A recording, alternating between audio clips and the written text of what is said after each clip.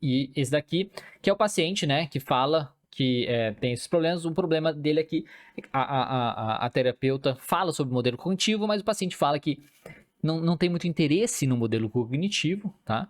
Porque parecia que ela estava falando com as paredes e não vai deixar de pensar como pensa para aliviar a situação da sócia, para que o mesmo seja afetado, né? Mas aí a ideia aqui, né, é que justamente você não utilize o modelo cognitivo dessa maneira. É importante que você demonstre para o paciente que o modelo cognitivo não vai ser utilizado para mudar a forma que ele pensa, coisas nesse sentido. O modelo cognitivo demonstra para a gente a base, como o paciente está funcionando. Então a orientação é expressar para esse paciente que, olha, ok, você não vai mudar a forma que você está pensando. A minha ideia aqui não é mudar a sua forma de pensamento para facilitar a base da sua sócia, facilitar a vida da sua sócia ou coisas nesse sentido. A função minha aqui é mostrar para você como você está funcionando e tentar identificar deste funcionamento o que está, digamos assim, o que poderia ser diferente para que você viva de acordo com o que você quer viver, com seus valores, e para que você também alcance os seus objetivos, alcance as suas metas. Então, assim, você precisa reforçar para o paciente qual é o objetivo do uso, digamos assim, do modelo cognitivo. Porque se ele não acredita no modelo cognitivo, vamos colocar assim, é muito difícil dele colocar em prática alguma coisa. Então, assim, parece que acaba sendo muito mais um paciente que só quer desabafar, só quer falar uma coisa, do que realmente trabalhar, do que realmente fazer alguma coisa diferente na vida dele. Outro colega aqui, tem um paciente que não consigo diagnosticar, aqui ó, não consigo diagnosticar, ele toda sessão repete as mesmas coisas, já tentei conduzi-lo a falar sobre outras questões que possam estar incomodando, mas sempre ele volta para as mesmas falas. Estou muito incomodado por não entender que questões mentais ele possa ter, e sinto que não estou ajudando ele em nada. Bom, nessa questão, aí volta nisso, né? Quais os modelos cognitivos? Então, nessa questão, né, o paciente, ele repete as mesmas coisas. Já tentei conduzi-lo para falar de outras questões. Mas você não precisa conduzi-lo para falar de outras questões. Porque, assim, se ele repete as mesmas coisas, você vai montar justamente o modelo cognitivo em cima disso, em cima dessas questões que ele está trazendo. E se você, né, tem muita dificuldade de falar sobre isso, fale sobre isso no paciente. Se você está com essa dificuldade de montar o modelo cognitivo dessas situações, fale sobre isso. Volte nas metas do paciente. Qual a sua meta? Qual o seu objetivo? Tá? Com a terapia, né? Eu tenho esse objetivo. Ok, então vamos trabalhar dessa maneira. Eu preciso que você me traga tais informações dessa maneira e tudo mais. E você não precisa diagnosticar o paciente, tá? Dar um diagnóstico. Ele tem isso, ele tem aquilo. Você só precisa montar o modelo cognitivo, a conceituação cognitiva e trabalhar em cima desse funcionamento dele, tá? Você não precisa dar um diagnóstico aí para o paciente. E na questão de você achar que não está ajudando em nada, em vez de ficar, eu sinto que não estou ajudando ele em nada, vá para a prática, busque evidências, faça, no caso, aí o feedback, busque o feedback do paciente. Como está sendo o tratamento para você? O que você está achando do tratamento? Você acha que está te ajudando? Você acha que não está te ajudando? Como fazer? Né? Você acha que precisa fazer alguma coisa diferente? Então, em vez de ficar, eu sinto que não estou ajudando, busque essa informação com o próprio paciente. Outra aqui, o paciente vem encaminhado do psiquiatra por fortes crises de ansiedade, o mesmo tem pensamentos distorcidos relacionados à leitura mental, onde tem dificuldade em dizer não, por achar que as pessoas vão achá-lo ruim. As crises de ansiedade acho que vieram a cessar com a ajuda das técnicas de relaxamento, mais medicação, mas com dificuldades em explorar mais ele por falar pouco nas sessões. Mas já está ajudando bastante, né? Então ele tem pensamentos distorcidos de leitura mental, tem dificuldade de dizer não por achar que as pessoas vão achá-lo ruim, né? E as crises de ansiedade vieram a cessar aí com a ajuda das técnicas de relaxamento e tudo mais. Então o que eu falaria assim, pega os pensamentos distorcidos, né, da leitura mental, monta o modelo cognitivo, espero que essa aula tenha ajudado nisso, você para aprender como montar esse modelo cognitivo, quais situações que geram essa leitura mental, né, que faz ele ter essa leitura mental, esse pensamento, quais situações, como ele se sente, né, e aí qual o comportamento dele. Pega as metas dele, os valores dele, compara. Pô, se você tiver esse funcionamento, você acha que vai atingir sua meta? Você acha que você está vivendo de acordo com o que você quer viver e tal, né? E coisas assim. Depois de montar o modelo cognitivo, como proceder? Aí eu já respondi aqui, né, como proceder, que é justamente usar esse modelo para pensar em psicoeducações, para pensar em ensinar habilidades no paciente, avaliar pensamentos e por aí vai. E o último aqui, estou com uma senhora de 72 anos que diz estar ansiosa e não sabe o que causa. Há 2 anos o esposo faleceu, mora sozinha, blá blá blá, costuma chorar. Olha, são várias situações, né? Por exemplo, costuma chorar. Tá, qual o modelo cognitivo desse chorar que a gente pode pensar, né, de certo modo? Quando fica em casa sozinha, então assim, fica em casa sozinha e costuma chorar, certo? Mas o que ela pensa, né? E gosta de ficar em casa com as janelas e portas fechadas, mas nem sempre é possível. Então, comportamento fecha, portas e janela fechada também. Mas qual o pensamento dela para ser trabalhado, né? Esse esposo faleceu, é o segundo do casamento, blá blá blá, o primeiro esposo, tá? Contou que o segundo atraía muito, é comum chorar na sessão, e sempre fala que o dia antecede o nosso encontro. Costuma chorar bastante, diz que achar que é porque no dia seguinte irá me encontrar, que tá gostando bastante das nossas sessões. Do resto, é de não falar muito. Então, pega justamente o que sempre está faltando aí, pelo menos você não me trouxe essa informação, é o pensamento do paciente. O que ela pensa sobre essa questão da casa para precisar ficar fechando as janelas? O que ela pensa antes de chorar?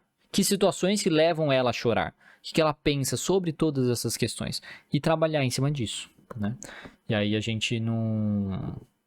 Ela diz que quer continuar no seu canto. Por quê? O que vai acontecer se ela sair do canto dela? Então, todos esses pensamentos é importante ser avaliado, ver o modelo cognitivo disso e trabalhar em cima disso. Tem algum modelo padrão que eu posso seguir? O modelo da ICA ali perguntando, tem algum modelo padrão que você pode seguir? Justamente esse modelo aqui, né? Esse modelo, é que você não viu, né? É que você tá no Instagram. Eu falei que no YouTube ia estar mais completinho, que eu tô mostrando coisas na tela aqui no YouTube, que é justamente o modelo do modelo cognitivo, que é situação, evento, pensamento automático e reações, que é uma emoção, comportamento e resposta fisiológica, tá? Então esse modelo aí serve como base. Tem uma lista de materiais que eu tenho também disponíveis para baixar, que se eu não me engano deve ter um modelo cognitivo.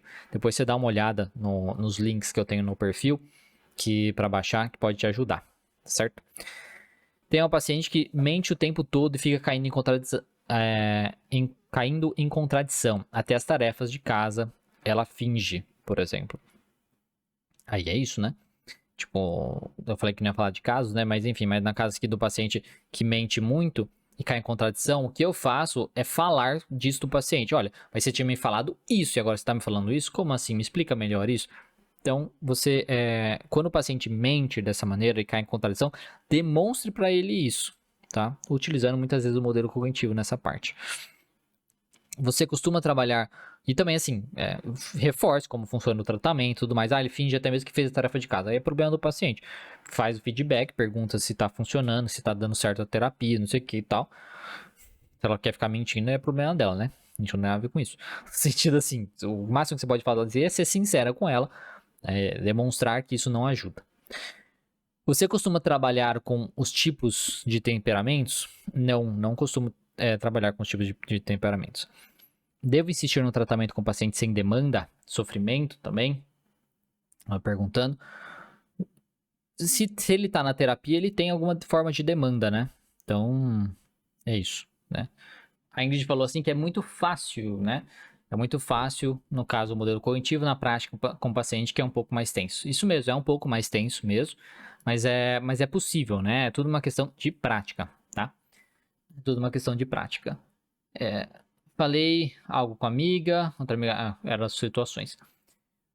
A Franciele colocando aqui também, muitos não sabem dizer qual foi os pensamentos automáticos, o pensamento ou os pensamentos automáticos naquela hora. Dizer simplesmente não sei o que fazer. Aí entra no que eu falei, né? Então, quando o paciente não sabe naquele momento, aí entra você de usar isso como tarefa de casa. Você pode tentar guiar o paciente naquele momento, na sessão, tá? Isso é uma coisa que você pode fazer. Pô, então volta lá, pode até fazer simplesmente só questionando ali e tal. Pô, mas você tava naquela situação, o que será que você poderia ter pensado? E aí você pode ter, com a prática, com a sua experiência, uma hipótese já na sua cabeça do que ele pode ter pensado. E aí você joga o pensamento oposto. Vamos supor que ele pode ter pensado, ninguém gosta de mim.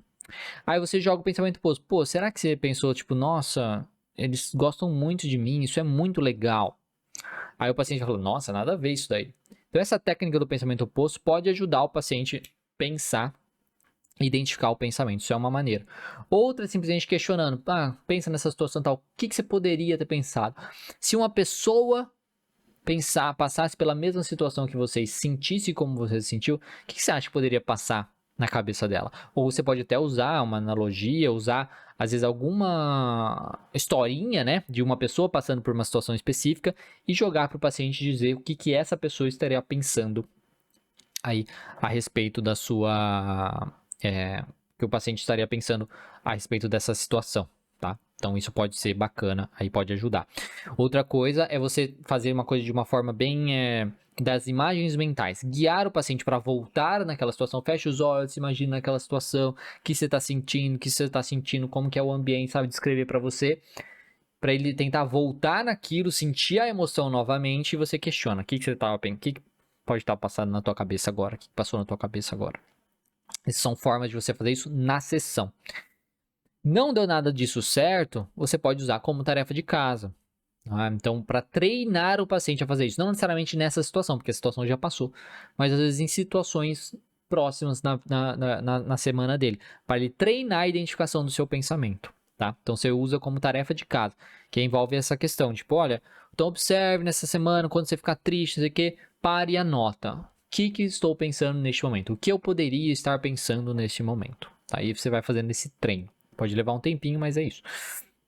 A Júlia adora TC por ser eficiente e conseguir ver de forma clara o modelo cognitivo, mas na hora do atendimento acho tão difícil, às vezes fico perdidinha. Ir com calma. Ir com calma. Se você não conseguir montar na sessão, tenta montar fora da sessão, né? Você sozinha, crie hipóteses, depois volta, vai indo com calma. Uma coisa que vocês podem fazer também é se propor, né? Se propor, tipo, olha, essa semana eu vou montar o modelo cognitivo de todos os meus pacientes durante a sessão. Se propõe a fazer isso e vai aí com calma, né? Você pode, no começo da sessão, falar para o paciente que você vai fazer isso também, que você vai interromper mais ele e coisas assim. A Kátia, como apresentar o modelo cognitivo para o paciente? Da mesma forma que eu apresentei para vocês, tá? No início da live, que eu apresentei falando como é o modelo cognitivo, né? Que eu demonstrei a situação, não sei o que e tudo mais. E aí a gente pensa, o pensamento automático por quê? Porque aparece na sua cabeça. Enfim, dessa forma. Tá, Kátia, que estão no começo da live, tem lá explicando. Você pode usar essa forma para você explicar para o seu paciente. Eu vou iniciar os atendimentos, acabo de me informar e tenho uma pergunta. Posso fazer as anotações do paciente à mão ou é melhor direto no computador? Tanto faz, o que for melhor para você. Não faz diferença. Qual a relação com a metacognição? Metacognição é um pensamento sobre um pensamento, né? Uma crença sobre uma crença e coisas nesse sentido. Não sei. Cássia, as distorções cognitivas entram no modelo cognitivo? Sim, as distorções cognitivas nada são que rótulos, vamos colocar assim, tá? Categorias que o pensamento pode entrar. Então, um pensamento, ele pode ser uma distorção cognitiva, certo? Então, ele entra na parte do pensamento automático. Muito bom suas colocações. Menos diagnóstico e mais práticas assertivas, o Paulo falou exatamente, é isso que eu prezo também. Já tendo há duas décadas, já anotei a mão, já anotei no computador, prefiro a mão. Eu já perdi 2 computadores com as minhas... Nossa, que foda. Enfim, acontece, né, Paulo? Mas enfim. Mas é isso, depende muito de você, no que você acha melhor, né? Se é a mão e tal. A Tiziane, toda sessão se faz necessário fazer um modelo cognitivo. É que o modelo cognitivo ele vai te ajudar a entender melhor o problema do paciente, tá? Então, o paciente trouxe um problema, um pensamento, uma situação, uma emoção.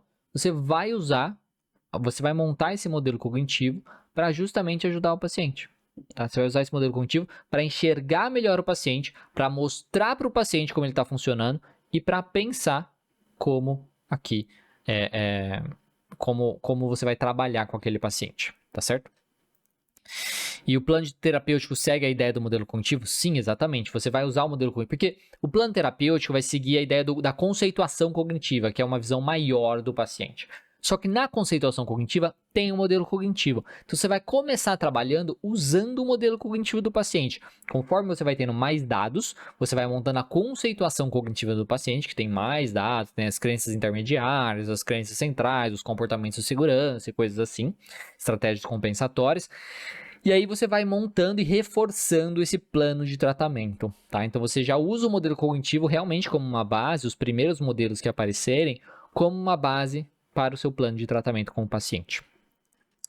E até você trabalha com todos os transtornos psiquiátricos? Sim, trabalha de uma forma ou de outra, trabalha. E o que estiver faltando, digamos assim, né? É isso, né? Como ajudar o paciente a identificar e nomear emoções? O André mandou aqui, esse é referente ao modelo cognitivo. Então, assim, muitas vezes o paciente tem essa dificuldade, né, de identificar emoção, aí vai você ensiná-lo. Então, você pode ajudar através das respostas fisiológicas, então dos sintomas que ele está sentindo. Pô, deu muita taquicardia, entendeu? Meu coração começou a bater mais forte, comecei a suar muito e tudo mais. Então, trazer muito essa relação, sabe, das respostas fisiológicas que tendem a ter uma relação com a emoção, tá? Então, tipo, qual emoção relacionada com qual resposta fisiológica? Você pode usar isso como base. Você pode usar como base o pensamento do paciente. Então, você vai ver que pensamentos de injustiça, de raiva, não sei o que, isso tem a ver com raiva, por exemplo, tá? Então, coisas nesse sentido. E então, você vai fazendo dessa maneira. Então, você vai psicoeducar o paciente sobre emoções. Às vezes, você pode pegar todas as emoções, descrever cada uma das suas emoções, tá? Descrever cada uma das emoções do paciente e trabalhar dessa maneira. Tá? Então, descrever todas as emoções para o paciente e ensinar ele a identificar essas emoções no seu dia a dia, tá? Então, é muito assim, lista as emoções, descreve como cada uma dessas emoções aparece, quais tipos de pensamentos estão relacionados com cada uma das emoções, quais tipos de comportamentos estão relacionados com cada uma das emoções, faz toda essa psicoeducação sobre as emoções, pode fazer usar baralhos das emoções, existem várias coisas assim que você pode utilizar, tá? Que você pode utilizar para reforçar o paciente, para ele ver, tá, isso é emoção. Então, pode usar desenhinho, enfim, todas essas questões assim. Usar exemplos de filmes, de imagens, de vídeos, tudo isso. E aí, para o paciente relacionar isso no seu dia a dia, na sua coisa. Se a gente monta vários modelos cognitivos, sim, você vai montar um para cada situação diferente, ou um para cada emoção diferente, um para cada pensamento diferente sobre isso, tá? Então, bom te assistir e ver que estamos no caminho certo. Seus vídeos no YouTube e aqui no Insta me ajudou bastante. Bacana, fico muito feliz. Muito obrigado aí pelo comentário. Deixa eu ver aqui outro. Como ajudar os pacientes que não conseguem identificar os pensamentos? A Sara perguntou aqui. Então, ajudar os pacientes que não conseguem identificar os pensamentos. Eu acho que já expliquei, né? Basicamente, que são pensamento oposto, fazer lá voltar na situação, ou usar isso como tarefa de casa também, tá? O Paulo falou que usa o filme Divertidamente para explicar as emoções e que ajuda muito. Isso é muito bacana, né? Então, é isso aí, tá? O André falando que ele está no 8º semestre, está atendendo uma OBS e a maioria dos pacientes são crianças. Enfim. Mas é que aí, infelizmente, eu não sei como trabalhar focado nisso. Existem muitos baralhos, jogos terapêuticos que a TCC utiliza, tá? Então, que a TCC utiliza que pode ajudar bastante nesse processo para identificar o modelo cognitivo, para ensinar o modelo cognitivo e coisa nesse sentido. Transtorno alimentar restritivo evitativo, a Yara colocou aqui, que é o TARI, a Rita também falou aqui. Não consegue seguir o modelo cognitivo. Na verdade, segue, né? Porque quando o paciente tem TARI e não responde ao modelo cognitivo, mas isso não tem necessariamente, volta nisso, não tem a ver com o modelo cognitivo. O modelo cognitivo que eu tô falando aqui não é o modelo da terapia cognitiva, é o modelo cognitivo, pensamentos, né? Situação, pensamento, resposta, mas ele vai responder, tá? O pensamento, ele tem o restritivo evitativo, né? Evitativo, transtorno alimentar evitativo. Ok, esse é o comportamento dele. Então ele evita, né? Ele evita comer e coisas nesse sentido, certo? O que ele pensa? O que ele pensa para isso acontecer? E mais uma coisa, ele tem esse comportamento. O que ele pensa sobre esse comportamento? Qual pensamento ele tem que estimula ele ter esse comportamento? Porque assim, ele sabe, pelo menos já deveria saber, que isso é ruim para ele, que vai prejudicá-lo, que vai deixar ele anêmico, vai prejudicar ele, a saúde dele, física. Então assim, trabalho muito uma psicoeducação a respeito disso. Deixar bem claro para ele por que isso é disfuncional, porque isso é prejudicial para ele, certo? Entendido isso, tá? Aí agora vamos entender. Por que você entendeu que te faz mal? Entendi pra caralho. Então, beleza. Por que você ainda faz isso? Ah, porque eu não consigo, não sei o quê. Certo. Beleza. Eu não consigo fazer diferente. Eu não sinto fome. E aí tá. Beleza. Mas você tem que fazer só quando você sente fome? Quando é pra saúde? Não. Você tem que fazer ponto final. Aí vai uma psicoeducação a respeito disso. Tá? Vai uma psicoeducação a respeito disso. Pode falar de coisas filosóficas também, enfim. De todas essas coisas. E aí vem estratégia, tá? O que você pode fazer para aumentar isso? Para aumentar as chances de você conseguir, de você comer e tudo mais. Então você vai trabalhando mais ou menos dentro do funcionamento do paciente, dentro do seu dia a dia. Você falou que já fez a psicoeducação, mas ele não se desenvolve, ele não consegue. Muitos pacientes, existem pacientes que são mais difíceis que os outros, tá? A Larissa até colocou aqui, ó, ganho secundário a partir do seu próprio comportamento. Exatamente, a gente pode investigar isso também. O que ele ganha tendo esse comportamento? Que benefício? Seja a falta do mal-estar de comer, seja algum cuidado de alguma pessoa, uma preocupação. Essa investigação pode ser válida também. Também reforçaria, vai buscar um psiquiatra, né, a respeito disso, para esse paciente ajudar. Mas a gente precisa sempre colocar assim, tá? Se a gente já fez de tudo mesmo, já investigou tudo, todo o modelo cognitivo dos pacientes, todos os modelos, toda a conceituação cognitiva e tudo mais, e não deu certo, a gente precisa entender que não são 100% dos pacientes que melhoram. Até mesmo nas pesquisas de terapia cognitiva, você vai ver lá, tem o grupo controle, o grupo que passou pela terapia cognitiva, o grupo que passou por outra terapia e tudo mais. Não é 100% dos pacientes que melhoram. Isso a gente precisa enfiar na nossa cabeça para a gente também não se cobrar demais. Faça o seu melhor. Encaminhe para profissionais relacionados. Esse paciente tem que fazer um acompanhamento nutricionista, tem que fazer um acompanhamento com um psiquiatra. Tá? Então, com o nutricionista, com o psiquiatra, vocês conversarem a respeito disso, pensar nas estratégias juntos também. Nossa, fez tudo isso, pensou todos comportamentos secundários, ganhos secundários, tudo. Nossa, fiz tudo isso, e o paciente não melhora e não dá certo, não dá certo. Paciência, você entende? É uma coisa assim, eu sei que é difícil de escutar isso, mas é verdade, não é todo mundo que melhora. Por mais que seja, não vai ser 100%, nenhuma terapia é 100%, nem medicamentosa, nem qualquer outra forma de terapia, nem que seja aí as questões, aí não responde às orientações da nutricionista, então. Né? Eu acho que eu trabalho muito assim nessa questão, por que você não faz? Entendeu? Tipo, trabalhar muito assim, ser às vezes mais firme com esse paciente. Você quer morrer, caralho? Sabe, uma coisa meio assim? Tipo, para de ser idiota! Tipo, uma coisa meio assim, sabe? Às vezes, uns chacoalhões, né? Às vezes valeria para esse paciente, não sei, né? Mas assim, tudo depende da relação terapêutica que você tenha aí, né? O Paulo falando aqui, ó, e nem todos querem melhorar, existem os ganhos secundários, isso mesmo, né? Então, a Valkyria perguntando, obrigado a montar o modelo, é obrigado a montar o modelo na sessão ou pode ser depois?